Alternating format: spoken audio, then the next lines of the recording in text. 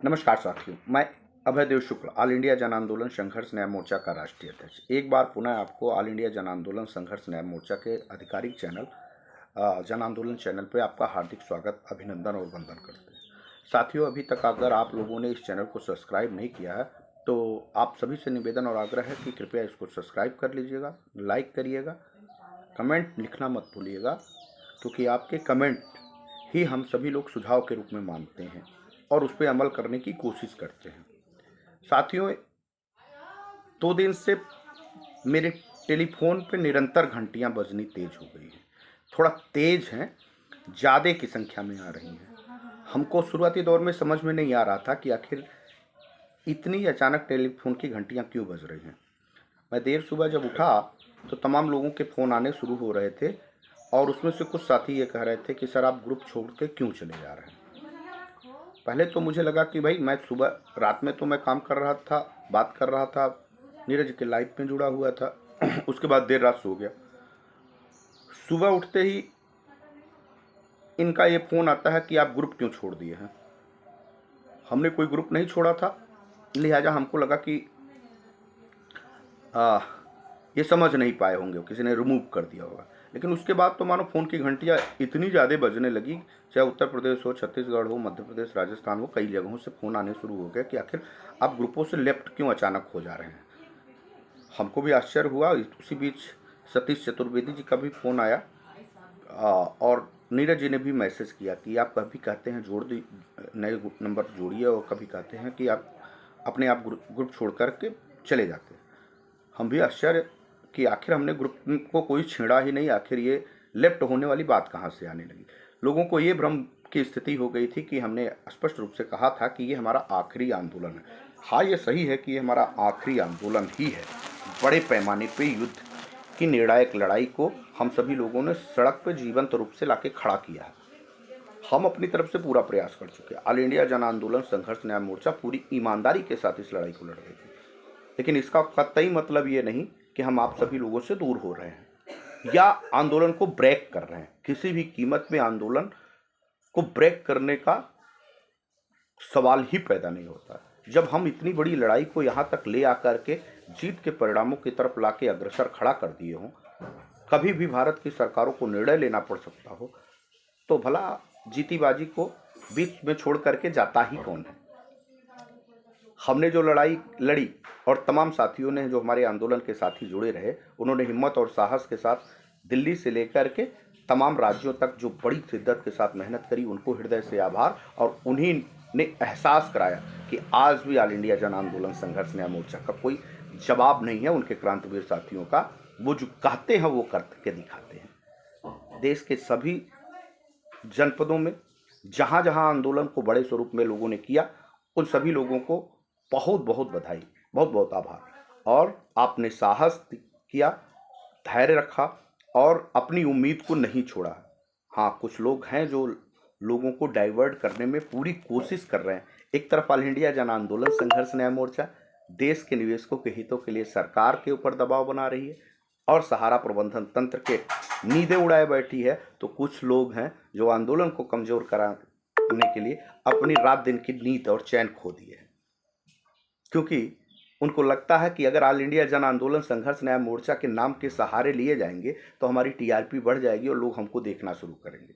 हाँ, ये सच है कि बिना ऑल इंडिया जन आंदोलन संघर्ष न्याय मोर्चा का नाम लिए उनकी ना रात पूरी होती है ना दिन पूरी होती है। और बिना अभय देव को क्रिटिसाइज करके गाली दिए या उनके बारे में कुछ चर्चा पर चर्चा किया, उनके पेट नहीं पलते। उनका कोई भी आइडियोज, कोई भी वीडियो हमारे बिना पूरा नहीं होता, जैसे मोदी के बिना विपक्ष के तमाम लोगों को अब पूरा नहीं होता। तो ये तो महज सौभाग्य है कि हम हैं तो उनके दिल जहन में बने तो हुए हैं। सच ये है कि जब आप कुछ भी गलत करोगे तो आपके लिए ऑल इंडिया जन आंदोलन संघर्ष न्याय मोर्चा जैसे सरकार, जैसे सहारा को, वैसे भी आपकी भी गलतियों को उजागर करता दिखेगा। जब हमने आंदोलन को तय किया था तो सभी से निवेदन किया था कि आइए ये कंट्रोवर्सी समाप्त करिए और इस कंट्रोवर्सी को समाप्त करके देश के निवेशकों के हितों के रास्ते में सहयोग प्रदान करिए। और दिल्ली के आंदोलन के दौरान भी हम सभी लोगों ने तमाम बार सभी लोगों को एक मंचों पर आने के लिए कहा था, चूँकि वो सहारा से नहीं लड़ते, सरकार से नहीं लड़ते, वो अभय देव से लड़ना चाहते हैं, ऑल इंडिया जन आंदोलन संघर्ष न्याय मोर्चा से लड़ना चाहते थे। उनको ऑल इंडिया जन आंदोलन संघर्ष न्याय मोर्चा और अभय देव के सामने अपना वजूद बौना महसूस होता है, वो झेंपते हैं, खड़े होने में उनको शर्म महसूस होती है क्योंकि उनका कोई वजूद ही नहीं है। इस नाते वो लोगों को डाइवर्ट कर करके आंदोलन को कमजोर करने की कोशिश कर रहे थे और स्वयं ही अपने आप को प्रतिस्थापित करने में लग गए। तब जब हम 27 को आंदोलन कर रहे थे तो उसके पहले 1 महीने पहले से ही हम लोगों ने सबको एक मंचों पे आने के लिए कहा। अब निमंत्रण भेजने के लिए हमसे पूछा नहीं गया, हमको बताया नहीं गया, हमारे लिए फ़ोन नहीं किया गया। वो जो कहते रहे, अंततः देश की भावनाओं को कि आंदोलन देश के लोगों का है, इस नाते ऑल इंडिया जन आंदोलन संघर्ष न्याय मोर्चा ने ना सिर्फ उन लोगों को लिखित रूप से ग्रुपों में डाला, बल्कि तमाम लोगों को फ़ोन करके भी यह बात कही गई कि भाई ये आपसी लड़ाई नहीं है, ये लड़ाई 13 करोड़ निवेशकों की है, आप आइए। लेकिन चूंकि कहते हैं कि अभय देव बरगद का पेड़ है, उसके सामने सभी पेड़ बौने पड़ जाएंगे, ये एहसास होते ही सभी लोगों के पिछवाड़े कुछ गीले से होते रहे। और वो कुछ होते हैं कि हाथी चल रहा है तो कुत्ते भौंकते हैं, कर तो कुछ नहीं पाते, बस भौंकते ही चले जाते हैं। और वही कुछ हाल इन सभी लोगों का रहा कि हाथी अपनी मस्त मतवाली चाल में चल रहा था, आंदोलन अपना पूरा शबाब के साथ अपनी शिद्दत के साथ सरकारों से दो हाथ करने के लिए तैयार था, सहारा प्रबंधन तंत्र की तमाम जो चालाकियों को भी बेनकाब कर रहा था। लेकिन ये लोग टस से मस नहीं होते हैं और आंदोलन को कमज़ोर करने के लिए तमाम कोशिशें करते हैं। फिर भी आंदोलन अपनी पूरी ताकत से ना सिर्फ लड़ता है, बल्कि तमाम जगहों पे सरकारों की प्रशासनिक व्यवस्था से भी परमिशन रहे ना रहे, लड़के और अपनी दमदार उपस्थिति दिखा ही जाता है। कई बार प्रशासन के लोगों को पीछे हटने पर मजबूर भी करता है और पुलिस की लाठियों खाने से भी नहीं डरता।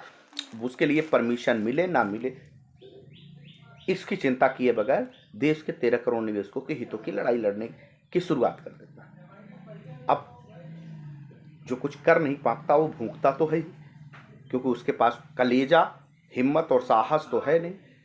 उसके पास चालाकी है, गद्दारी है, बेईमानी है, भ्रष्टाचार है। उसको छुपाने के लिए वो तमाम जो जतन को कोशिश करता है। जैसे चोर को अगर चोर कह दो तो बहुत तेजी से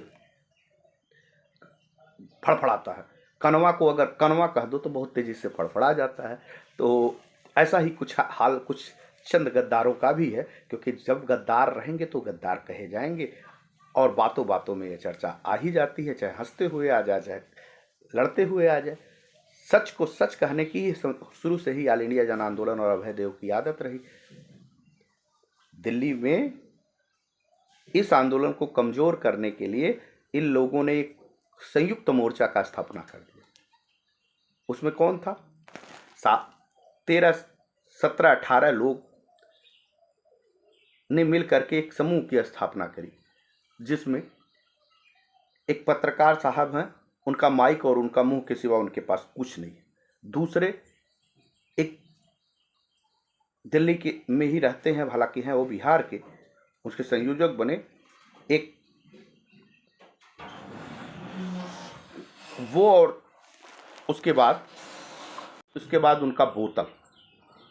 अब वो बोतल कौन सा है, बिस्लरी का है कि किसका है मुझे नहीं मालूम, थोड़ा पीला पीला रहता है।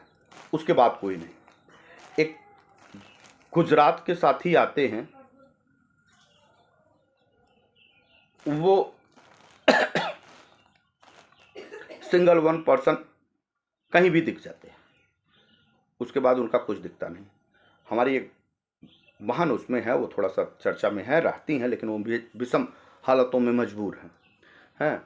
वो खुद भी चाहती थी, मैं खुद भी चाहता था, वो हमारे कई कार्यक्रमों में आई। वो बहन लगातार आंदोलनों के लिए समर्पित रहती हैं और एक स्ट्रेटजी प्लानिंग में सबके साथ रहती हैं। लेकिन चूंकि वो गई हुई थी, उन लोगों के भ्रम जालों में फंसना पड़ा। ऐसे तमाम नाम हम आपको गिनाएंगे। कुछ एक पिद्दी सी पार्टी के रूप में कुछ लोग हैं जिनके 2-4 आगे पीछे वाले के सिवा तीसरा कोई दिखता नहीं। तमाम और लोग थे, कुछ साथी हमारे ही थे जो हमारे ही द्वारा लाए गए थे, किसान यूनियन के साथी थे, उनको बलगरा करके आंदोलन को दूसरा स्वरूप दिया गया था। लेकिन फिर भी उनको जब जानकारी हुई तो वो ये बात समझ गए, हमारी उनसे बात हो गई थी। तमाम ऐसे लोग थे जिसको लेकर के वो संयुक्त मोर्चा बनाया, लेकिन आंदोलन के साथ खड़ा होकर के समूह को एक बड़ा करने की नियति नहीं थी। अगर होती तो वो कार्यक्रमों में आके खड़े हो जाते। लेकिन जनाब 26 तारीख का परमिशन ग्रांटेड कराने में लगे रहे, क्योंकि कलेजा नहीं था कि वो जाकर के बिना परमिशन भी खड़े हो जाने का साहस रखते, जो ऑल इंडिया जन आंदोलन संघर्ष न्याय मोर्चा बराबर करती आ रही है और वो बराबर करती हुई दिखती भी है। ऐसे में तमाम लोग को दिग्भ्रमित करते हुए कि दिल्ली में किन्हीं भी परिस्थितियों में हम जंतर मंतर पे सरकार को घेरेंगे, ऐसे दम्भ भरने वाले लोग अंतर टाई फिस हो जाते हैं, टाई फिस हो जाते हैं। लेकिन ऑल इंडिया जन आंदोलन संघर्ष न्याय मोर्चा अपना विजन और रास्ता नहीं छोड़ती, लगातार लड़ती रहती, लड़ते लड़ते, चाहे वो मध्य प्रदेश हुआ, दिल्ली हुआ, छत्तीसगढ़ हुआ, बिहार हुआ, राजस्थान हुआ, सब जगह अपनी उपस्थिति दर्ज कराती है। और कुछ ही संख्या में लोग निकलते हैं, लेकिन निकलते जरूर हैं, चाहे वो परमिशन मिले या ना मिले। और ऐसे पोजीशन पे झारखंड में भी कार्यक्रम तय कर दिए जाते हैं। झारखंड के कार्यक्रम से पहले ये लोग घोषणा करते हैं कि हम किसी भी कार्यक्रम में 26 तारीख को नहीं करेंगे और अपना मंच लगाएंगे और कार्यक्रम करेंगे। लेकिन अंततः कोई शरण मिलती है, जगह मिलती है, रास्ते मिलती है। महोदय जो झारखंड के ही हैं, उनको अपने जिला में भी 5 लोगों को खड़ा होकाने की स्थिति नहीं थी। और वो ये कमेंट करते हुए कहते हैं कि अभय देव अपनी बस्ती में आंदोलन क्यों नहीं करते, दम हो तो करके दिखाओ। अरे हम 3 किए, तुम 1 करके तो दिखाओ अपने यहाँ। 3 बड़े कार्यक्रम मैंने बस्ती में किए, जिसमें 5,000 से 10,000 लोगों की बड़ी भीड़ के साथ। इसमें औकात नहीं है तुम्हारी कि किसी रीजनल मैनेजर को क्या कहें, किसी सेक्टर मैनेजर या फ्रेंचाइजी मैनेजर से तुम तड़ाक कर पाओ। हमने ना सिर्फ बस्ती में कार्यक्रम 3 बड़े किए जिसको पूरा देश जानता है, उसमें रीजनल मैनेजर फुटबॉल बनाए गए थे। बहुत सारे साथियों को याद होगा, नहीं तो मैं वीडियो भेज दूंगा। देश देखना था कि किस तरह से रीजनल मैनेजर को उसी बस्ती जनपद में फुटबॉल बना के घुमाया गया था। फुटबॉल का मतलब समझ रहे हो कैसे बनाया गया था? तुम्हारी हैसियत किसी चींटी और चूहे को छूने की नहीं है। तो रीजनल मैनेजर को फुटबॉल बना दिया गया था, फुटबॉल। ये जब अभय देव कोई आंदोलन करता है या स्ट्रेटजी करता है, प्लानिंग करता है, तो जहां से हम तुम सोचना शुरू करते हो, वहीं से हम सोचना शुरू कर देते हैं। जहां से तुम्हारी सोच बंद होती है, वहीं से हम सोचना शुरू कर देते हैं। तुमको मालूम ही नहीं हो पाता कि ये क्या करने जा रहा है। बार बार अपने मुंह से तुम कहते नजर आते हो कि ये लोग बहुत चालाक है। हाँ, क्यों नहीं है? लड़ाई तो चालाक बेईमानों से लड़ना है, भ्रष्टाचारियों से लड़ना है, तुम्हारे जैसे गद्दारों से लड़ना है। तो चालाकियां, जो चालाक होता है वही विजेता होता है, जो सूरवीर होता है वही विजेता होता है। धोंधू बुर्बक कृपा पात्र कहीं कुछ कर पाता है? कृपा पात्र ना होते तो किसी चौराहे पे, सही कहा, खुरपी चला रहे होते और 2 रुपए की नौकरी कैसे पा गए हो, ये खुलेगी कलई तो सामाजिक प्रतिष्ठा पे भी तुम्हारे प्रश्न लगेगा। कैसे नौकरी आई और कैसे नौकरी बची, ये सब, और कैसे नौकरी कर रहे हो तुम। अगर वो नौकरी ना कर पाते ना, तो तुमको खुरपी लेकर के, वो भी तुम्हारे पास है नहीं कुछ, हम जानते हैं तुम्हारी हैसियत क्या है। कितने कट्ठे खेत होंगे, कितने डिसमिल खेत होंगे, ये उसमें कहीं से सब्जी उग पाती है कि नहीं उग पाएगी, उस लायक भी नहीं है। और जो ये बड़ी बिल्डिंगें दिख रही हैं, वो सहारा कि इन्वेस्टरों के द्वारा दिए गए पैसे को सहारा में जमा ना करके बिल्डिंगों की तरफ दिखते हैं, वो समय आने दो, पता लगेगा। इसका एक एक पाई पाई का हिसाब हो जाएगा। हम तो पढ़ते हैं अगर तो अंतिम दौर तक छोड़ते नहीं, और अगर तुम भी हमसे उलझे हो तो छोड़ेंगे तो तुमको भी नहीं। ये जनाब कई जगह कई बातें वहाँ पे कल की लाइव में कहते नजर आए। उस लाइव में इन्होंने कहा कि 12 लाख सरफराज खान 12 लाख रुपए बिहार के लोगों से लिया। तो इसका मतलब 12 लाख जिले की कमेटी में भी गए। पहले तो जिले की कमेटी के लोग 12 लाख का हिसाब दे दे, और दूसरा हम रसीदों से वहां पैसा लेते थे तब, और वो रसीदों का जो रूल था कि जिला अध्यक्ष काट करके 50% प्रदेश अध्यक्ष को दे, और प्रदेश अध्यक्ष उस पैसे से 25% राष्ट्रीय कमेटी को भेजे। अगर वो 12 लाख है तो निश्चित तौर पे 12 लाख हर जनपद के जिला अध्यक्षों के पास भी है। तो तुम्हारे पास कितना है सरफराज खान, जरा ये बताओ दो, तुमने किया क्या था? और अगर 12 लाख है तो हालांकि 2 बार 3 बार सार्वजनिक मंचों पे मोहित कुमार ने हिसाब दिया, उस समय तुम उनसे क्यों नहीं पूछ पा रहे थे? क्योंकि 25% तो सिर्फ राष्ट्रीय कमेटी के पास आता था। अच्छा चलो 25% 12 लाख है, तो अब इसकी जवाबदेही तो सार्वजनिक तौर पे मोहित कुमार भी दे सकते हैं। मोहित कुमार को देना चाहिए, क्योंकि तुमने कहा है कि 12 लाख रुपए राष्ट्रीय कमेटी में आए, तो राष्ट्रीय कमेटी में 25% आते हैं, वो भी प्रदेश अध्यक्ष देता है। और वो बताए प्रदेश अध्यक्ष कि भाई 12 लाख रुपए कहाँ दिया, 12 लाख कहाँ दिया, ये मोहित कुमार जी को बताना भी चाहिए। और हालांकि मोहित कुमार ने कई बार बताए हैं, फिर भी एक बार बताएंगे देश को कि 12 लाख रुपए बिहार से लोगों को मिला, जो सरफराज जैसे लोग कहते हैं, तो उसका जवाब देंगे, क्योंकि हमने तो आपको दिया। क्योंकि आप रूल था ये कि 50% जिला का अध्यक्ष ही रखता है, और 50% वो प्रदेश की कमेटी को में भेजता है, और प्रदेश की कमेटी 25% उस 50% में से निकाल के राष्ट्रीय कमेटी के पास भेजती है। तो अगर राष्ट्रीय कमेटी के पास नियम से आएगा तो 25% आएगा। उस 25% का हिसाब राष्ट्रीय कमेटी से लिया जाना चाहिए। ये रही बिहार की बात। लेकिन झारखंड में जनाब नागेंद्र कुशवाहा ही उस रसीदों को बांट रहे थे। प्रदेश अध्यक्ष को के खाते का भी संचालन वही कर रहे थे। उनके ही द्वारा बनाया गया, उनका प्रदेश का कोषाध्यक्ष था, जो अपने ही जनपद से वो बनवाए थे, और वो संचालन उससे करवा रहे थे। यहां तक कि फर्जी खाता भी कतरास में ऑल इंडिया जन आंदोलन संघर्ष न्याय मोर्चा का नागेंद्र कुशवाहा जी ने ही खुलवाया था। अब नागेंद्र कुशवाहा आरोप लगा रहे थे, गिना रहे थे, पहले झारखंड पे ही आए कि झारखंड में रसीदों के द्वारा दिया गया पैसा में कितना पैसा राष्ट्रीय कमेटी को उन्होंने भेज दिया, और जितना राष्ट्रीय कमेटी के पास आया होगा उसका आधा प्रदेश कमेटी के पास गया था। तो प्रदेश कमेटी का पैसा भी प्रदेश अध्यक्ष, तब वो वर्तमान समय पूर्व के थे, वो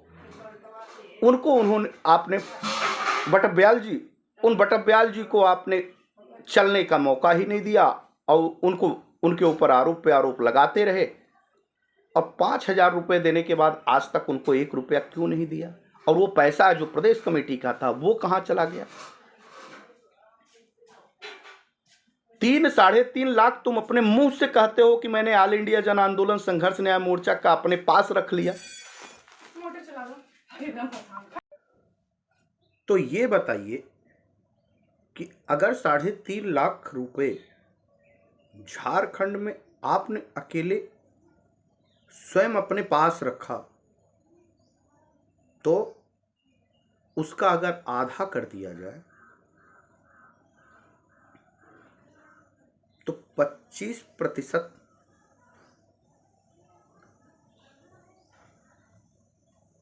और 25% प्रदेश अध्यक्ष, यानी 75,000।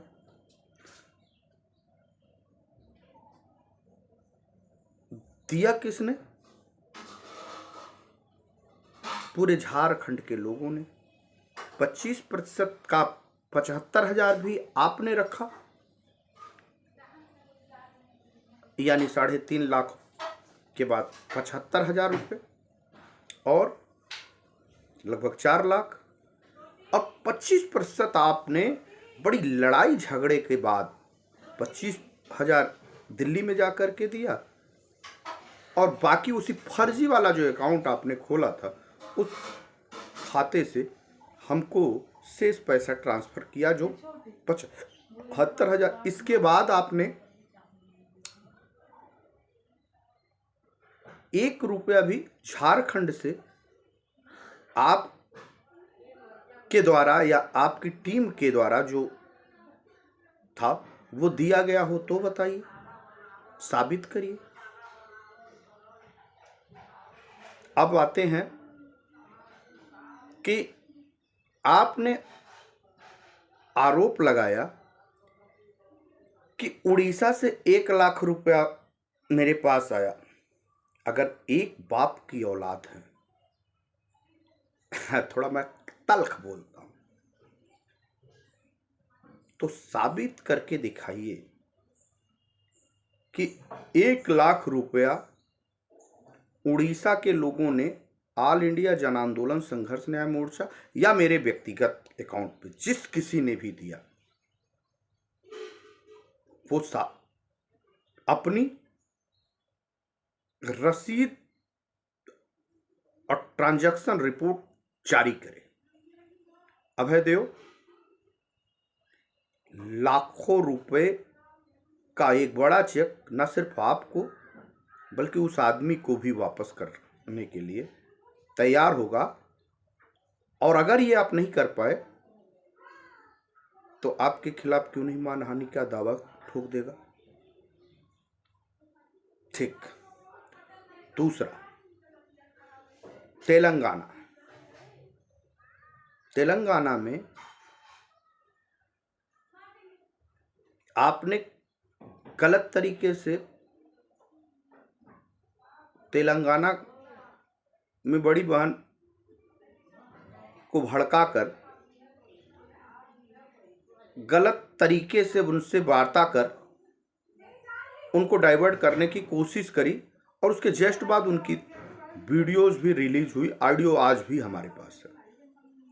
फिर भी मैं आपको चैलेंज करता हूं कि अगर तेलंगाना से या आंध्रा से 2 लाख रुपए हमारे पर्सनल अकाउंट या संगठन के अकाउंट में वापस आया,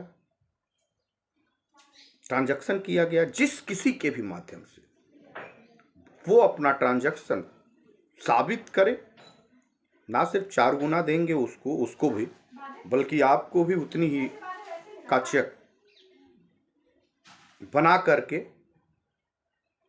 सार्वजनिक रूप से झारखंड में प्रस्तुत करने आएंगे। और अगर नहीं हुआ तो क्यों नहीं आपके खिलाफ मानहानि का दावा प्रस्तुत कर दिया जाए। अच्छा,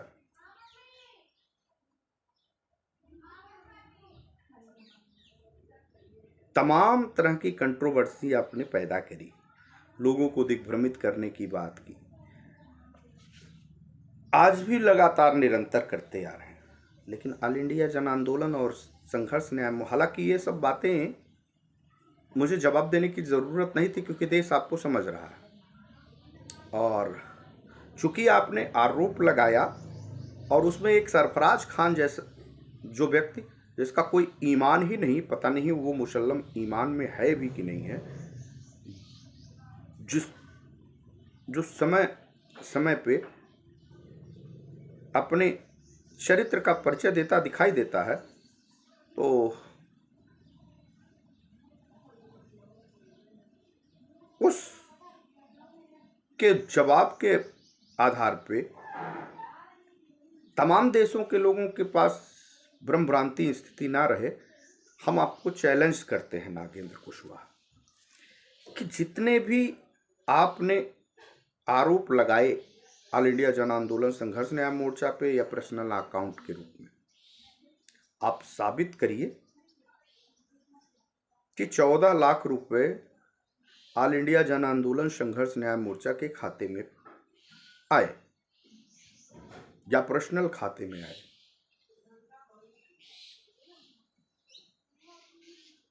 एक एक उन लोगों को भी दूंगा जिन लोगों ने दिया, वापस दिया है, और आपको भी 14 लाख की ही धनराशि का चेक, बेयरर चेक दूंगा, जिसे आप कभी भी कैश करके अपनी फैक्ट्री में लगा लीजिएगा, वो आपके काम आएगा। या तो बच्चों के लिए भेज दीजिएगा, या कम पड़ता हो तो परिवार चलाने के लिए कर लीजिएगा। वो आपको वादा करता है, क्योंकि ऑल इंडिया नहीं, अभय देओ जो वादा करता है वो पूरा कर देता है। आज तक तो किया है, आज भी करने के लिए तैयार है। क्योंकि आपने आरोप लगाया तो उसके आपके आरोप का जवाब देना बहुत जरूरी था। अगर आप जो कहते हो करते हो एक बाप की औलाद हो, तो तमाम अधिकारों का प्रयोग करके, तमाम व्यवस्थाओं का प्रयोग करके या तो उस डाटा को सर्च करो, साबित करो, और या तो सार्वजनिक रूप से माफी मांगो, नहीं तो क्यों नहीं आपके खिलाफ मानहानि का दावा कर दिया जाए। साथियों, ये वीडियो आज मैंने बनाई है और ये प्रस्तुत करूंगा कि भविष्य में इस तरह की वीडियो मुझे फिर ना बनानी पड़े। आंदोलन में जो जिद है और जुनून है, उसके लिए ऑल इंडिया जन आंदोलन संघर्ष न्याय मोर्चा निरंतर लड़ाई लड़ता रहेगा, ना झुका है ना झुकेगा। और अभय देओ जो कहता है वो डंके की चोट पे करता है। ये जो कह रहा हूं ये डंके के चोट पे करूंगा। इस नाते ध्यान रखिए कि ऑल इंडिया जन आंदोलन संघर्ष न्याय मोर्चा अपने अधिकारों के लिए लड़ता है, व्यक्ति और व्यक्तिवादी होकर कभी नहीं। अगर आप या आप जैसे लोगों के द्वारा आंदोलन के लोगों को डाइवर्ट करके गुमराह करने की कोशिश ना की जाती, तो तुम्हारे जैसे लोगों को अपने एड़ी जूते के धूल के बराबर भी अभय देओ नहीं समझता, और ना तुम्हारी हैसियत है अभय देओ के सामने खड़े होने की। व्यक्तिगत होइएगा तो जवाब आपको व्यक्तिगत रूप से मिलेगा। धन्यवाद। जय हिंद। वंदे मातरम।